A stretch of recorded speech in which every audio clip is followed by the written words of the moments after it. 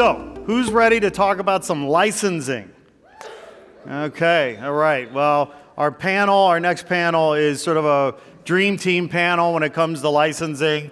We have incredible experts in licensing on the deal side, but also on the sort of supply side.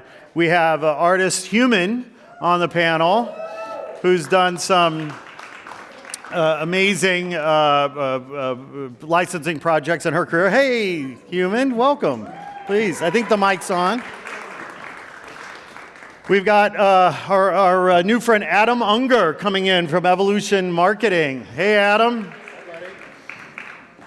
And then we have our old friend Josh Wattles coming on board here. Josh, hey, did you guys have a good lunch? Yeah? What'd you have? A bagel. A bagel, all right. It's like brunch, more like it.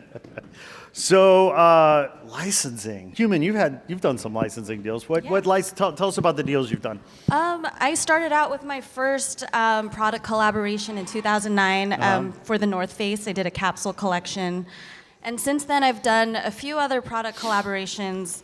I've done stuff for NYX Cosmetics, where I designed makeup palettes. And I also licensed my artwork to be murals in all of the stores around the world. Yeah. So if you step into any NYX retail store, you'll see my artwork in there. To this day? To this day. Right on. They only opened up, I think, about 3 years ago. Okay. So what was the term? What was the term on that deal? If it was how long's your art been in the stores, and how long will it be in the stores? I think the agreement was that they can have the art in the stores for as long as they wanted. As long as they want. Got it. Yeah. And then for the makeup palettes, it was only 2 years. Okay. Okay. Now the North Face capsule collection. What items in the collection?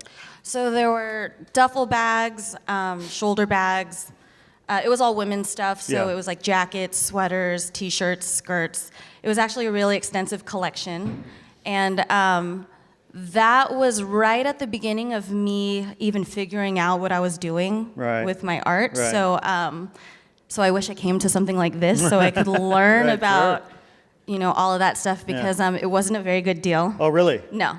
But that was also my fault. I didn't do my research. I didn't really talk to anyone. I was just excited to do it. Sure, of course.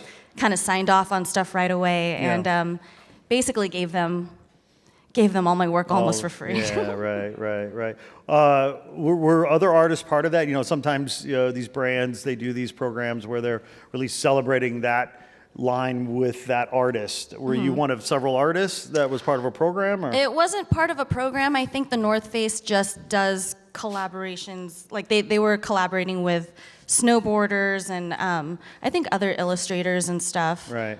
So it wasn't really part of like a artist collaboration program. They just found me, and I was just so excited that I gave them the lowest number possible. It was all actually my fault. So the North Face. See, you should have had Adam on your side. I know. Adam, so you've done lots of deals, obviously, through your company. Have you ever worked with North Face? I have not. Okay. So you don't know whether or not they're in the business of screwing artists like they screwed Allison? They didn't screw me. I screwed myself. That's debatable. I really did. They put an offer on the table and she took it. That's how it works. And she can negotiate and you can battle and ask for what you want. And everybody learns. Everybody starts somewhere. And as you grow, and listen, being in the North Face is a huge deal. I mean, that just showing that, sometimes you'd almost do that for free just to get the recognition of being in a massive place, and you can take that and move it out across all of the things. So everything happens for a reason, right? Totally. So, but if Allison had called you, Adam, and said, hey, I have this, because you typically work with the brands, right? Yep. So like North Face might call you and say, we want to do a licensing deal, and then you might be responsible then for finding those artists. Sure. Yeah. And doing acquisitions for them, or helping them curate and put a deal together to help them sort of strategize what they're looking for and the kind of artist they're looking for. Sure. But do you also work the other way? So if Human had gotten that deal but didn't really know maybe how to approach it, she could have called you and maybe helped her. We negotiate. We probably have inside of our little studio, we probably have anywhere from 50 to 100 contracts, live contracts, kind of rolling and going. And have good legal on the team and chartered CPAs and just people that operate and understand contracts and finance and operations really well. It's kind of the basis of the business. Right, right. So, Human, are you negotiating any licensing deals right now? Yep, I just signed one recently with a major retailer. It's going to be a whole capsule collection with dresses and skirts and all sorts of really cool stuff. That's exciting. And, yeah, I can't say. Can you tell us? No, you have to kill us. But, Okay, yeah. all right. But 10 years later, like after learning my mistake, because when it came to the North Face, and the reason I say I screwed myself over was because they were the ones who started the conversation, and they were like, "How much do you want for this?" Right. And as someone who was just starting out, I was just so happy to be there that I was like, I really gave them the lowest number possible that I could. And I was just like, I'm just so happy that you're asking me. And, Validation. Yeah, validation. And then after seeing it in so many stores, like people were tagging me around like the country in the North Face stores, I was like, damn, I could have done a lot more with this. Right. And but yeah, so learning the lessons that I did from that first collaboration to today when I got that licensing deal, there's just so much more that I know now, and I had third parties like look at my contract and make sure everything was okay. Made sure I went through all the legalese and knew how they were planning to use my work.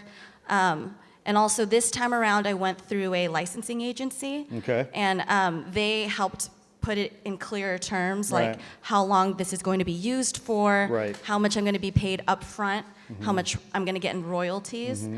So it's definitely a lot more clear this time around. Now, was this art bespoke for that line and brand, or were they pulling from your portfolio? They were pulling from my portfolio. Okay, okay. I know, Adam, one of the things you and I talked about the other day was sometimes artists don't have the high-res images of their art, and you need museum-quality imagery, right, of those images. Human, did you have to go through that in terms of photographing those artworks at a high resolution? Yeah, every time I make art, I make sure to document it. Because for a long time, I was just worried about getting things done in time for like a show, and then taking like an iPhone picture, which won't do so well later on. So make that notes. No iPhone. Always photos, document your work right before you're going to ship, right before. Well, this is an interesting point, right? Because we were talking earlier when Josh and I were on the panel about the how to protect your art. Making filing the copyright protection as part of your process. And I think what's interesting about what you're saying is, hey guys, make image capture, high-res image capture part of your process because as you well. never know who's going to want to license it. Right. You might want to make a book down the line, and you're going to need like a whole archive of your stuff. Yep. If you want to have another income stream and make prints, you need high-res, files for that. So. Right. The more buttoned up you are, the higher your royalty gets, right? I mean, if they have to do the work, or they're asking you if all you have is this, and then they have to redo your work and create assets and files and do all that, your deal goes down and down and down. So the more buttoned up you are, the more turnkey your art is, the higher your royalty can be. That's a really interesting point, because that also gets back to professionalism, right? Because it feels like, if professionalism is a continuum, you become more and more professional as you incorporate some of these really critical parts of business into your process, right? What first being filing for that copyright, and then capturing that image at a high res. And I want to emphasize high res, and it's not cheap. I'm not going to say, we know different, right? Museum quality, but like sometimes they want to license an image and print it at a grand scale on the side of a building, right? Yeah, and I've in the past when people have wanted to license my work, now I have a whole database of works that are licensable. Like I've kept them all in a folder, and I'm like, if you want to take these are ready to go. Yeah. But brands have just gone like combing through my website, which I do not update. I haven't updated my website in like 2 years. Too busy, yeah. Sure. And so And so they're basically shopping on my website for images that they could use, and then it's gotten confusing, like, well, this one's not high res enough, Yeah. and so that definitely slows down the process. Sure. So definitely can't stress enough, have high res images of everything you do. And Adam, what you were saying is interesting, because what you were saying is you have more leverage in the negotiation if you come in with your house in order, so to speak, right? Yeah, I mean, if you're a retailer or a manufacturer and you find some really good art, you've got a project, you're ready to go. You know, if you have to get in and start working with them and then use your artist to fix your art, and it's a whole big process, and it just slows everything down. And not to say you need everything just fully buttoned up, because you don't know where it's going to go or who's actually going to use it or monetize it, but you know, the more buttoned up you are, the better your deal gets. I mean, pretty much every time. If a manufacturer is needing something great for a particular product or sees your stuff and it looks fantastic, you know, if you can turnkey them those high-res files and they're ready to go, you're basically solving their problem. And if you create more problems for them, expect less in your deal, right? The more you can give them, the more you can help them. You're trying to build a relationship, a partnership, and you know, you're giving them what they need to be able to execute against it, and guarantee you make their life easy. Why wouldn't they pay you more? So, Allison, you said, Human, you had said that you were doing a lot of capsule collections. Is that a trend? Are you seeing, Yeah. and Adam, you weigh in here too, Definitely. in terms of like, so, okay, why? What's going on there? I think retailers just want to be different, and I'm speaking just from retail side. They see what's going on in the smaller stores and the specialty stores and boutique stores, and larger retailers are trying to be more flexible and more unique. And you're working with Nordstrom's, North Face, even Target. These guys are all looking for.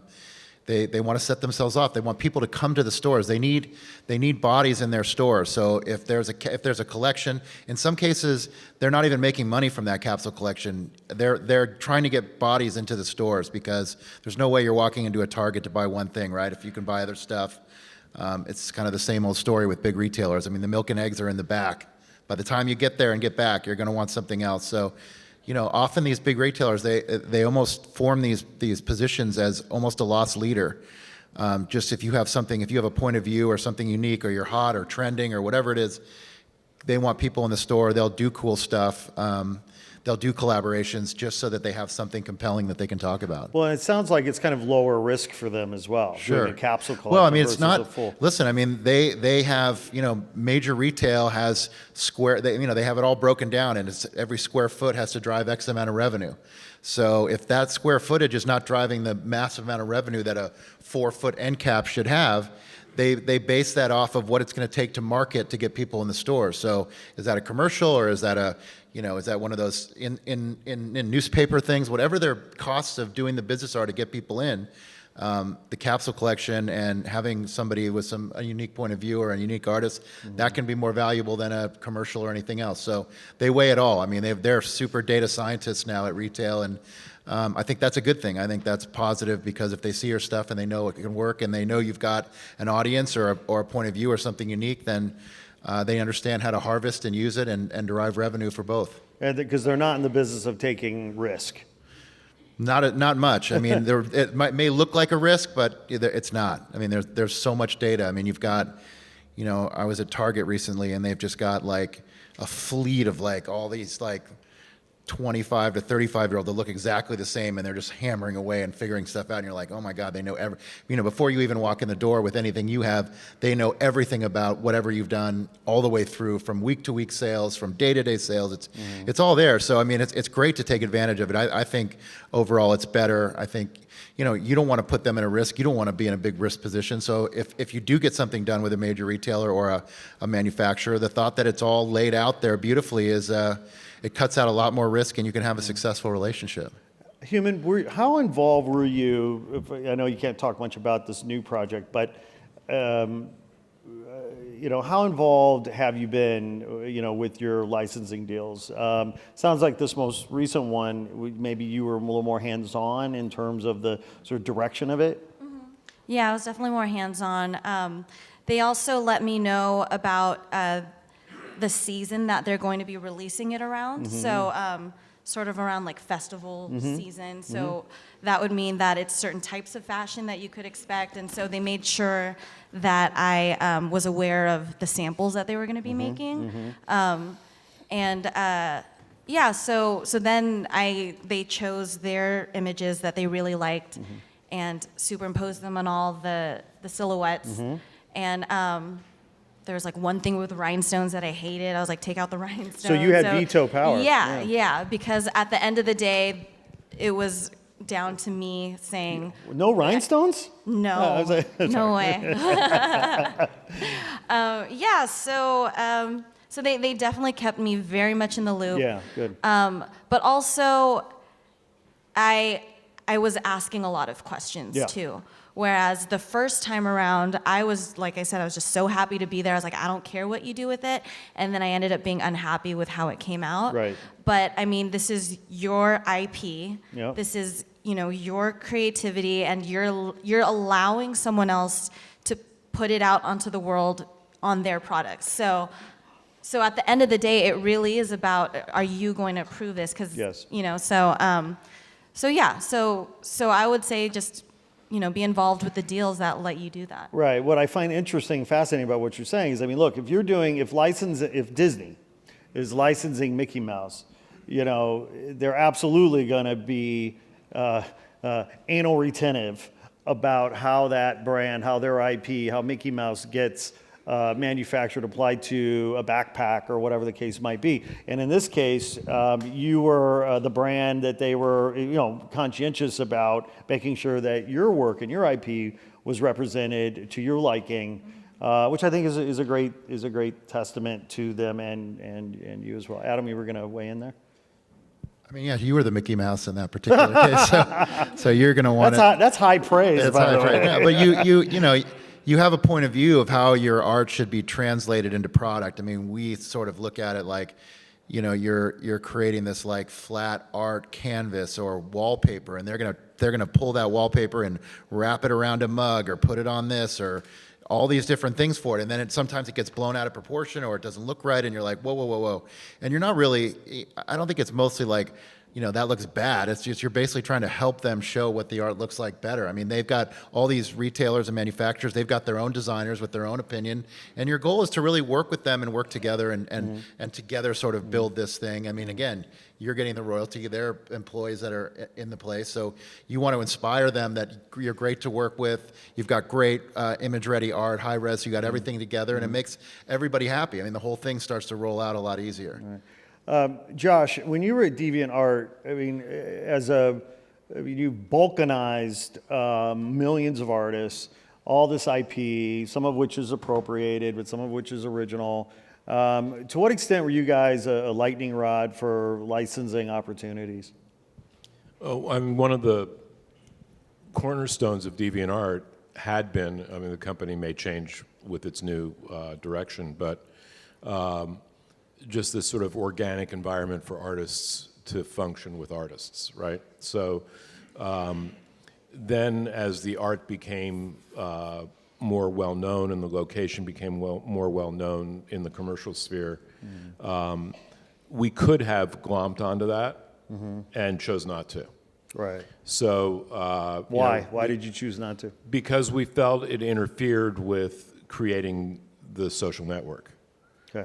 Which was really at the core, the community. And there was a certain thought in the company, of which I was a leader of this particular view, which was it wasn't our function to pluck out of the community people of excellence defined by the commercial sector in deference to other people. Right. That just wasn't our role. That was not our function. Subsequently, as the company evolved, the revenue model at DeviantArt always was advertising around this huge amount of traffic. And we would approach advertisers to do integrations with DeviantArt. And as we approached advertisers to do integrations with DeviantArt, some of them wanted to be able to produce out of the integration artworks which they could then use, which then became a licensing environment. And in those environments, we tried to make it as Catholic and open as possible, I mean, Catholic may not mean what it used to mean. So I'm, maybe I should never use that term again. Yeah. Be careful. Democratic, Yeah, there you go. which under our current dictatorship may not mean what it used to mean. But the notion was a lot of people participating. So we would design these integrations specifically to not pluck out people in particular, and instead focus on how do you get the entire community to feel as if they're participating and have an opportunity to participate. Now, at the end of the road, some of these integrations, the artist would get 10 grand or more out of it, or their work would be used by an advertiser in a significant way. We did a deal with Dr. Pepper that resulted in 2 major murals, one in LA and one in Brooklyn, with the making of video and the whole 9 yards.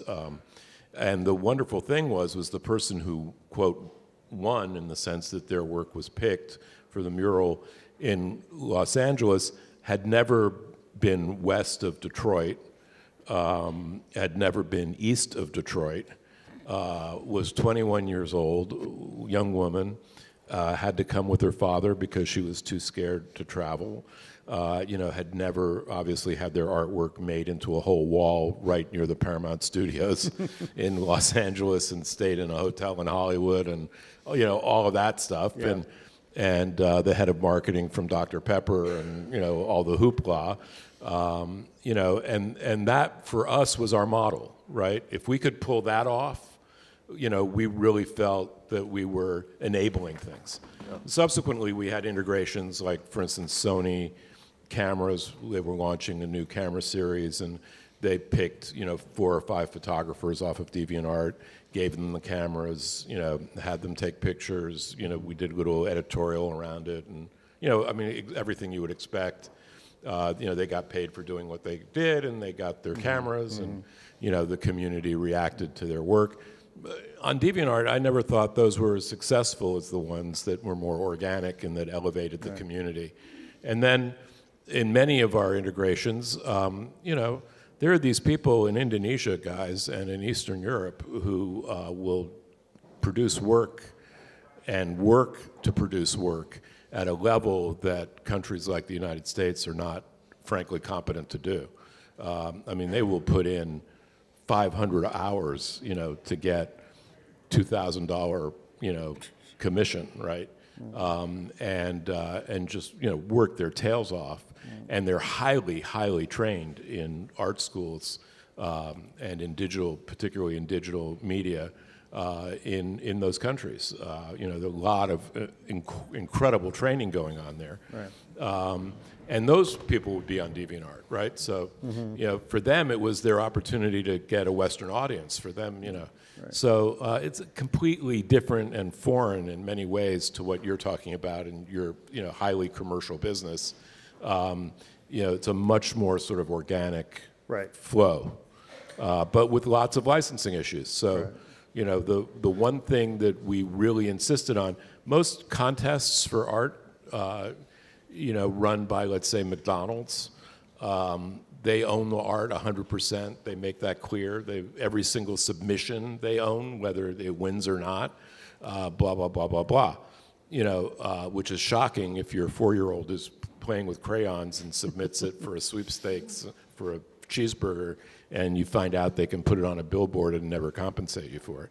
But on DeviantArt, we did the opposite. The artist always owned the work, and it was always a licensing and a scope of license that would be defined within the integration to make it clear what the rights of the company would be, the product, as opposed to the rights of the artist, and we always had the artist retain their copyright. Right. That meant a lot of deals went away. Right. So speaking of deals, Human, you had sort of referenced, some of your deals. In my, many years of, working in the arts and knowing artists and being an artist, so on and so forth, I know that, there are many things artists appreciate, but one of them is not a thick contract. Right? Like, I've seen, I've seen some of these licensing contracts. They're quite dense, right? I can see that they would be very intimidating for some artists who maybe don't want to, get involved in some complicated deal. Well, licensing is complicated. The deals are complicated. There's no way you're getting around a complicated deal. If you really want to do a deal, a licensing arrangement with Target, it's going to be a thick deal.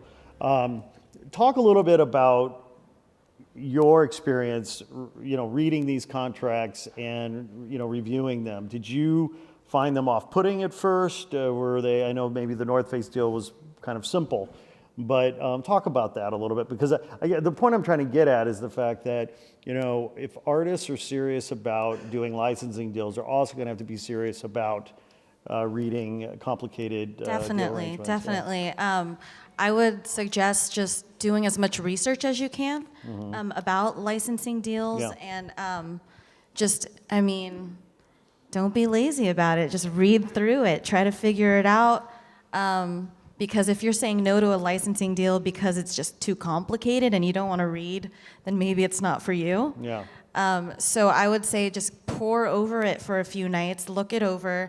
If you have any friends that are lawyers or in law school, or something like, just have maybe third eyes, Right. check it out to help you understand what you're reading. You've got Google at your fingertips. Right. You can look those things up.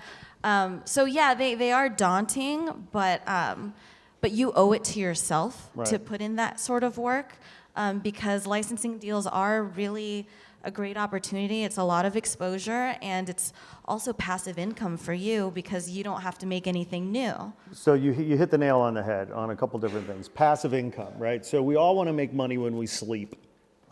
Right? Part of the problem of being an artist is that, if you're not on your feet working, you probably aren't making money.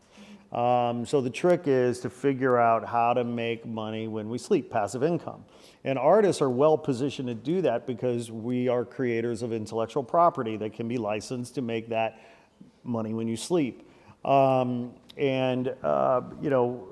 I appreciate about what you're saying is and this I think is maybe a theme of the day, which is if you really want to be a professional artist, then we have to be, rigorous and disciplined and dedicated to kind of doing the hard work of what it means to be a professional artist, which sometimes means going online to a government website to file a copyright protection or reading a licensing deal that might be a bit tedious. But that's also why we have guys like Adam and Josh to help shepherd you through these kinds of complex deals, which are life-changing sometimes, to be able to make that mailbox money or that money when you sleep. Adam, what is the typical structure of a licensing deal? I was going to say, good contracts make for good partnerships, right? It basically is just a paper that governs the way that your relationship works. It's not, we're going to take from you or this or that. It's just really, all it does is lay out your scope of work against their scope of work. We're going to do this. You're going to provide us this. We're going to pay you this at this time for this long based on this art. So it's not, yes, it can be daunting because it's just a lot of crummy reading and there's no pictures. So, but if you read them, they become more clear, and it's basically speaking about how the art is going to be used, how your relationship works, and where it'll be sold, and you can ask questions, and it's not something to be afraid of. I think it's something that everybody should take a peek at, because you're going to see more and more of them through life, whether it's your home contract or your life insurance or every other thing gets painful. But if you just get yourself through it, I promise it gets better. Well, I've actually been shocked in the licensing area of visual work at how complicated it is, particularly in terms of business terms. So it's almost as if there are no standards. It's there's just so many different potential types of deals, potential royalty structures, potential payment systems. It just is endless. You can make deals, and people actually in the business think they're doing it for this many units, unit caps that start at 10,000, go to 100,000. And there's the accounting issues around it and the auditing issues around it and knowing what you're getting paid. I mean, it's just amazing, and it's not over that much money. I mean, it's not like, I spent a good deal of time in the motion picture business. In the motion picture business, you're talking about a $150 million object going out there into the world, so it's worth aggravating about a whole bunch of stuff. I got to tell you, those deals were a lot more straightforward than a lot of the deals that you see for use of visual content in print and billboards, et cetera. And even when we did our integrations at DeviantArt, when there's follow-on rights, people, they license it for product use, they don't license it for advertising, they want to come back and get it for advertising, and now, you've got them hooked because it's on the product, and there's litigation around all this kind of stuff. Thomas the Tank Engine. There's this notorious litigation involving the photographer of the box art for Thomas the Tank Engine, claiming copyright in the photographs and hooking Thomas the Tank Engine into not being able to replicate images that he had produced for the box art. He said, you can't have the tracks going in that direction through this field because that was my idea, right? Kind of thing. It's just sort of it can be a very, very complex world, and I sympathize with artists like yourself on your first deal who just say, just tell me where to sign and give me the check, and how many of us use websites and click through? The license. How many of us read the license? Nobody. Life insurance policy? I've never read my life insurance policy. And I'm a lawyer. Maybe that's why I've never read my life insurance policy. And so licensing agreements, and the other thing, and I'm sure you run into this all the time, is when you're trying to explain the language in a contract against the actual activity and behavior in the industry, the two may not necessarily meet. So you spoke, I thought, beautifully. The ideal of a contract is it's the story of the relationship. And it's the story of what people intend. And it should be in English or whatever other language you're transacting in, not in some sort of fancy lawyer stuff that, mostly the phrases that us lawyers use are bullshit. They're invented bullshit. So that normal people can't understand what we're saying. So, they should be in plain English, and you can ask for that or try to get that depending on your negotiating skill. But the reality is frequently they're not. I mean, we use a boilerplate license that we've taken from, you pull from things that you like. One of my partners was at Disney for a long time and liked a lot of what they had to say, and then he went to DreamWorks and MGM. And so our license contracts look very similar, and then depending on the product or the category, there can be, some changes in there. But, we try to keep it really simple. I mean, we, as sort of the broker in between the IP and the manufacturer, we want them both to be happy. I mean, that's really our job, is to sort of govern that relationship as the agent and make sure our client, the IP owner, is happy, and make sure the manufacturer is happy. We want, the intent is to make a great relationship and sell a lot of stuff. And we go into it with that plan. But again, we as the agent, we want to see a forecast. Not everybody can ask for these things, but you certainly have the right to say, what are you going to do with it? What's your forecast? Where are you going to sell it? What retailer?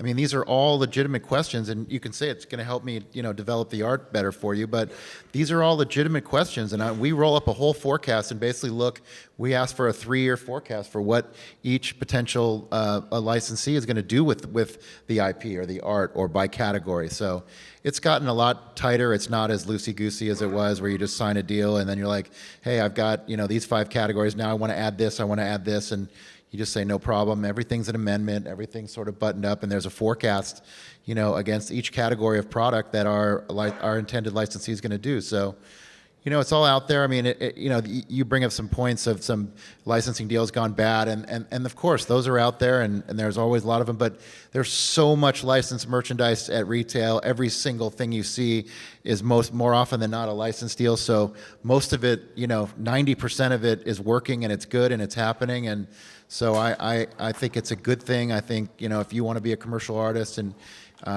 you've got good ideas that can work across different ranges of product, go for it. I mean, some people make some really good money at it. Yeah, but we're also, living in an interesting time where, it seems like more than ever, brands are risk averse, right? And furthermore, we use social media metrics as a gauge to measure risk. So I remember years ago, we had a big booth at Surtex. Now, Surtex is a licensing show in New York that many of us might know. And we had this really cool booth with a bunch of great artists in there. And we had this woman walk in from Bed Bath & Beyond. And she pointed at one of the artists that we had in our booth and literally said something along the lines of, this is almost an exact quote, "Oh my gosh, he's amazing. Who is that? He'd be perfect for us. I love his work. Tell me, how many Instagram followers does he have?" Right? Now, it was a fascinating conversation because the woman who had been with Bed Bath & Beyond for quite a while, given her however many years experience, her expertise around her own brand, her visceral reaction to the art, she knew it was right. And then all of a sudden, she discounted all of that by asking about the Instagram followers. It's really, it isn't, I wouldn't even say it's a discount. What she's saying in English is, how much marketing am I going to have to spend to drive it? And I say all of it. All of it, right. Well, if you've got, it's the teeter-totter. If you've got tons of followers and you've got a big fan base and they put it on the shelf, they're going to need less marketing because you've got marketing and you can talk about what you do. If not, then it goes the other way. Yeah. They're going to have to spend the marketing. Well, and so in the conversation I had with her, I said, look, there's only one Shepherd. There's only one Banksy. In this equation, you are the marketer. They're the artist. That's right. Right. They're creating the social cultural currency. Yep. That you need to be cool, and you're the marketer. And I mean, had I known what I go ahead. It's the same thing. You're going to ask for if you got 1 million followers, then your royalty goes up. And their marketing spend is less, and they're happy to pay you more because you've got the eyeballs already. Right. I mean, it's a very simple formula. Like, if the art is stunning and it's going to work and everybody believes in it, great. Then it's like, okay, now we're going to either market the art or we're going to market the person creating the art. Yeah. I mean, the reason you're spending the royalty, the reason you're paying a royalty is because you expect it to sell better and you've got a reason for being. You're not going to do any mouse. You'd rather pay 12% or 14 or 18% for Mickey Mouse because when you put that on the shelf, it's going to sell without you having to drive it off the shelf. Right. So there's always a formula, and you can just make it play to whichever side you want it to play on. And if you're bringing a big audience, then you can command more. Right. If the art's just stunning and you're new to the business and you've just got it going, then expect a lower. I was just so shocked because that particular artist had, if I recall, 37,000 Instagram followers, and as soon as I said 37,000, deal dead. Done deal. Like, she had no interest in that artist after that. The other aspect, though, and DeviantArt is an environment like this, is that the commercial user also wants validation of their taste, right? So yes, some of it can be my marketing spend's going to be lower if this is an artist with a big following, but the other part is maybe I like it, but I'm going to have to sell it through my organization, and part of selling it through the organization is validating that work is actually good, right? Right. Because they have in-house artists in there as well. Right. And they're supposed to be doing that work, and you bring in some art that's from out of house, and all of a sudden they're getting pushed it needs some validation. But validation is different than how many followers you have.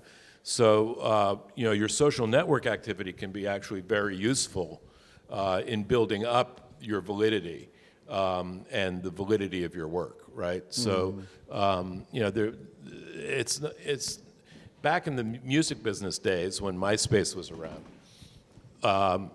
In the music business, we used to send out these club rats, is what we called them, which would be people who would go to clubs and try and find bands that were good and bring them into the record companies and music publishers, and you can sign them early for nothing. And the big dream was, Bob Dylan's first music publishing deal was $500 for his first album. And so, that's what people were chasing, right? And so you would use club rats. When MySpace came around, everyone said, oh, great, I don't have to go to clubs anymore. And that was expensive because people bought drinks, and every once in a while, you'd have to bail them out, and it was a real pain in the ass. Much better to have them sit at a desk and just look at a computer. And, and they would look at MySpace numbers, and they'd look at how many followers you have, how many downloads you had, all that kind of stuff, to validate their opinion, not as pre-marketing, right? It wasn't pre-marketing. It was like, oh, if you've got, 50,000 people in Detroit following you, because you're really hot in Detroit, that's interesting to me, right? That's not because I'm going to be able to sell 50,000 units, right? Right. And so the internet gives you the opportunity to create validation for yourself in all kinds of different pockets. Again, what you were saying, have a plan. Yeah. That could be part of your plan.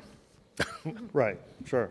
To what extent does licensing need to be part of my business model, and then gearing your strategies and tactics towards that end? I just found that conversation so fascinating because, she had clearly a visceral reaction to this art that she literally said was perfect for us. And as soon as she found out that the Instagram followers were not, whatever she thought they should be, and how frustrating that is for we artists, right? I bet she had a boss who was in love with Instagram that week. Yeah. Well, it also reminds me of, I've just been seeing an influx recently of just social media influencers with licensing deals. So from everything to like home and garden influencers to makeup influencers to like, there's people with their own like pots and pans now because they have over 800,000 followers. Right. And so it really is a big numbers game. And so my advice, I guess, if you don't have those kind of numbers, is just keep working on your art and like attract brands in other ways. Because when I worked with the North Face, they found me in a gallery. Right.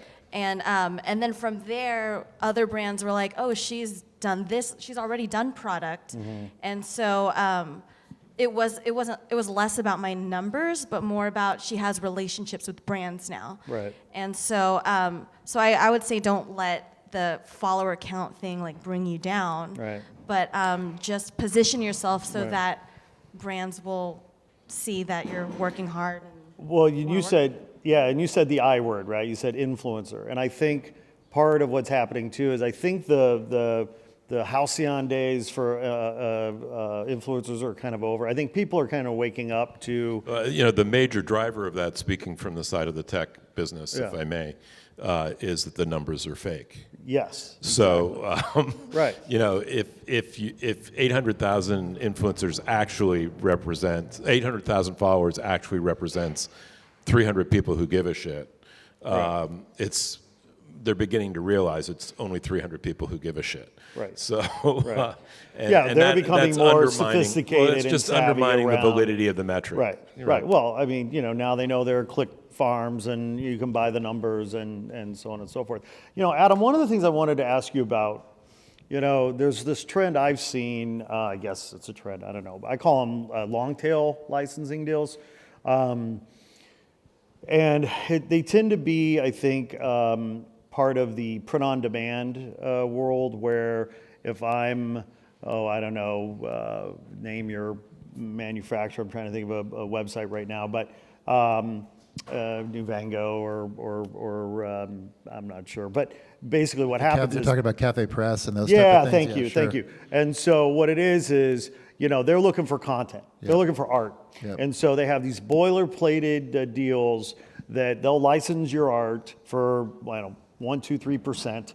And they want to take get as They many just want images to from platform and put it on their crap. That's right. And it's hopefully sort of nobody a- here from Cafe Press or any of those companies, but that product is just garbage, right? So that's the sad part. Like you've got, and we've looked at their stuff, and they want to do license, and it's such a much easier way than building your own website and your own store and selling. But the problem is, like, even no matter how good the art is, it'll never make up for the product when the product is garbage. So that's the problem. Those guys are cranking out like low-end T-shirts and low-end mugs and low-end calendars, and unfortunately, if it's just something for a quick gift for a friend, or it's a gag, or you're putting something on there, then all good. But to have your art wrapped around a crap product is a death nail. And so we stay away from that. We don't bring any of our brands to any of those platforms, and it's not for everybody, but it's tough to see your art on there, and they don't execute it right, and it's blurry. I mean, everything goes wrong in those and deals. I think one of the key differences too, also beyond that, which is the most important, poor quality. But unlike Human's deals, right? I mean, they're putting real money, marketing muscle For sure. behind her deals. And with those long tail deals, it feels like it's just content for them. Like they're not pushing you, the artist. No, they're just building their brand. They're filling a funnel. And listen, that kind of commercial art can be, you can make some real money if you're good at it, and you can knock it out. I mean, it's different than what she's doing, and it's there's a need for everything. There's a commercial need for lots and lots and lots of different art, and it doesn't always have to be super high end, and it doesn't have to be pulled from a gallery. And so there's a lot of people that have great skills that can knock stuff out quickly and have a great feel for what this product looks like, and I could make it better by just putting some design and some strategy into it. So I there's a whole different way. There's here and there's here, and they can all drive wonderful revenue for the artist. So as we wrap up, Adam, I mean, what is the future of retail? I mean, Walmart. I mean, Amazon is killing retail in so many ways. Everyone. Walmart, maybe even Walmart, but Walmart, Amazon. These guys have changed the landscape in terms of retail. Malls are collapsing; they're basically non-existent anymore. Print-on-demand manufacturing is getting better and better. Yep. So what do you see over the next 3, 5, 10 years in terms of retail and licensing? I mean, it's ugly out there. I come originally from the toy business. I'm third generation in the toy business, and been part of my life forever. And Toys R Us going down was a big blow to my world in general. And just the realization of like walking into a Walmart the first time and realizing this is how kids are going to buy toys from here on out. And just being like, well, there's auto parts, and there's gardening, and here's toys, and we used to have our own stores and all the rest of it. So it's definitely a big blow. But I'll give credit to the Targets and the Walmarts and a lot of the main retailers, Kohl's. They are being more aggressive. They are hand-holding brands. They are launching. They are putting funding behind new brands and new products and new stuff to take the place of that. They're hiring good people over there. They've got good merchants now. They've got hands-on. They're not just bean counters on the buying side anymore. There's actual creative product developers and some real talent inside those retailers now. So I think the ones that survive will be great. I mean, I think, we're the ones making those decisions by buying on Amazon and not needing to go to retail. But when we do want to go to retail and we do want to shop, it better be a great experience. And I think those that survive through these next 3 to 5 years will be retailers that we actually want to go to. Right. And isn't Amazon buying brands now? Amazon is not. They're not. For the most part, if you look through Amazon and you understand, so I went to this like crazy Amazon conference of like all these different variations, but if you look at some of the brands on Amazon that'll say like, Frank and Tootie, and it looks like, oh, they bought this really cool brand, that's a Walmart brand. I mean, that's an Amazon brand. They're creating their own brands that are based upon other successful brands to get products in there. I mean, they're being really aggressive. Okay, so real quick though, so you're hitting on something that's really important. It's terrifying. Yeah. So ABC brand wants to do a deal with an artist. That deal doesn't work for whatever reason. So then they go back and they say they tell their internal graphic design team to create some artwork inspired by Human. Oh, it's awful. Inspired by is a like that happens all the time. All the time. I mean, it happens in the toy business. You can just see it. Some toy companies are really great at working with artists, others aren't, and they can be inspired by DeviantArt. I mean, nobody gets ripped off more than DeviantArt does for inspiration. So, yeah, that's a tough one. I mean, Human, have you ever ran into that? People trying to appropriate your art? Not big brands. Good. Yeah, no, I don't think I'm there yet. I mean, I've just seen Yeah, although they say plagiarism is the highest form of flattery, so I I've don't seen know. other artists try to appropriate my art, Right, but, right, but not exactly. not major brands. That would be. I feel like I would have made it at that point. I think we know a good lawyer. Yeah. Guys, thank you so much for an outstanding panel. Give it up for Human, Adam, and Josh, everybody. Thank you so much, guys. Appreciate it. Thank you.